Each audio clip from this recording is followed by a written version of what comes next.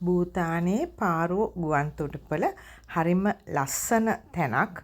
ඊටාම කුඩා ගුවන් තොටුපළක්. නමුත් හරිම ලස්සන, හරිම සුව පහසු කලාගාරයක් වගේ තැනක්.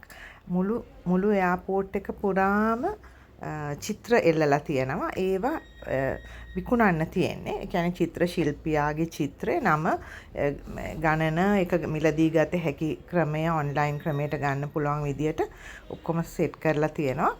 මොකද ඒකත් ඉතින් හරිම හොඳ දෙයක්. ඒ කියන්නේ එයාපෝට් එකට රටට එන ඕන කෙනෙක් එයාපෝට් එකෙන් එන්නේ සහ යන්නේ. ඉතින් එතකොට ඒ දකින්න කෙනෙක් මේ චිත්‍ර මිලදී ගන්නවා. ඉතින් රජයෙන් චිත්‍ර ශිල්පීන්ට දක්වන අනුග්‍රහයක් හැටියට තමයි මේක කරලා තියෙන්නේ. ඉතින් ඒකෙන් එයාපෝට් එකත් හරිම ලස්සන වෙලා තියෙනවා. ඊට අමතරව අර චිත්‍ර ශිල්පීන්ට තමුන්ගේ චිත්‍ර පහසුවෙන් විකුණා ගැනීමට වෙළඳපළකුත් හැදිලා තියෙනවා. ඉතින් මේ එයාපෝට් එක හරිම සුවිශේෂී එයාපෝට් එකක්. මම ගිහිල්ලා තියෙන තැන් වලින් ලොකු විශාල එයාපෝට් දැක්කට මේක ඉතා කුඩායි. හරිම පුංචි එයාපෝට් එකක්. හැබැයි හරිම ලස්සනයි, හරිම පිරිසිදුයි, හරිම පිළිවෙලයි. දැක්කම ආසයි. ඉන්න තියෙන වාඩි වෙන්න තියෙන පුටු හිටන් හරිම සුව පහසුයි. ඉතින් ටිකක් වෙලා කිසි කරදරයක් නැතුව වෙලාව ගත කරන්නත් පුළුවන් තැනක්. මේ එයාපෝට් එකේ හුඟක් විශේෂතා හුඟක් තියෙනවා. මුළු ලෝකෙම මේ එයාපෝට් එකට ගොඩ බහින්න අවසර තියෙන්නේ පයිලට්ස්ලා 50 දෙනෙක්ට විතරයි ලයිසන් එක තියෙන්නේ. ඒකෙනුත් 24 දෙනෙක් විතරයි මේ එයාපෝට් එකට එන්න සුදුසුකම්ලත් පයිලට්ස්ලා ඉන්නේ. ගුවන් නියමෝ ඉන්නේ. මොකද මේක කඳු මැද්දෙන් මේ බාන්න තියෙන. ඉතින් ඒක ටිකක් හරි අසීරු කාර්යයක්. ඉතින් ඊට අමතරව මේ එයාපෝට් එකට එන්න පුළුවන් භූතානයේ ගුවන් සමාගම් දෙකකට පමණයි. ඩ්‍රුක් එයා නැත්නම් භූතාන එයා.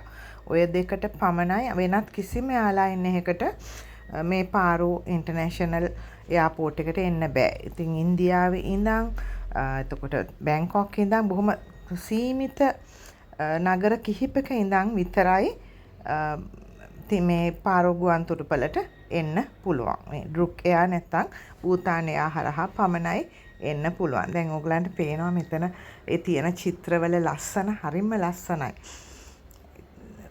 හරිම කලාගාරයකට ගියා වගේ එයාපෝට් එකට ගියාම වෙන එයාපෝට් වලට ගියාම හරිම බිසි, කලබලයි, සද්ද එහෙමනේ. දැන් මේකෙදි එහෙම නෑ. ඇත්තටම පිරිසත් හරිම සුළු පිරිසක් තමයි බොහෝ වෙලාවට ඉන්නේ. ෆ්ලයිට්ස් උත් ලොකු එයා බස් වගේව නෙමෙයි, පොඩි ෆ්ලයිට්ස් තමයි මේ වැඩ කරන්නේ.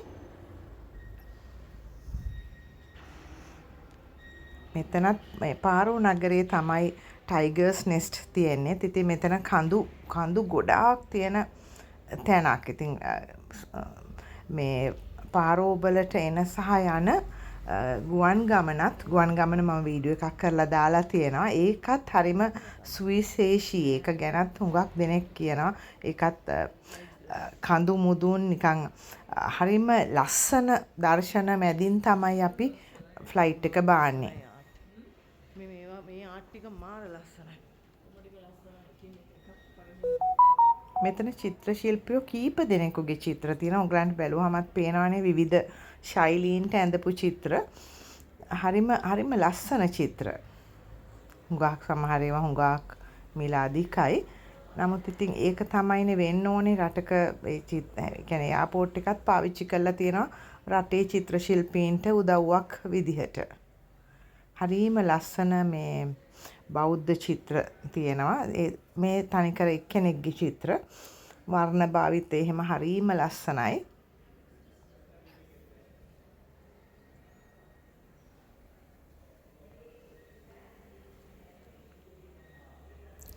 විවිධ ශෛලීන්ට ඇඳපු චිත්‍ර තියෙනවා. පැරණි ක්‍රමයට ඇඳපුවා සහ මොඩර්න් ආර්ටුත් සෑහෙන ගොඩක් තියෙනවා.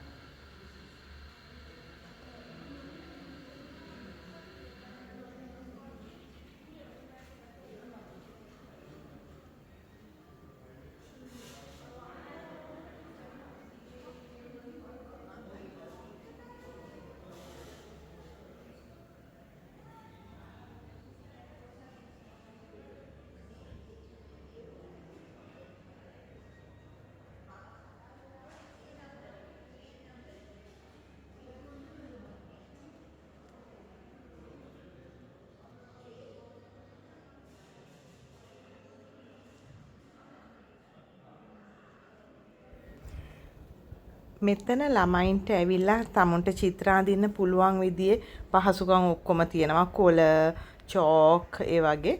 ඉතින් ළමයි ඇඳපු චිත්‍රත් තියෙනවා මෙතන. ඉතින් ඇත්තටම ආර්ට් ගැන හරීම මේ උනන්දුවක් දක්වනවා මේ තියෙන්නේ ළමයි එයාපෝට් එකේ තමුන්ගේ ෆ්ලයිට් එක එනකන් මේ ඇඳපු චිත්‍ර.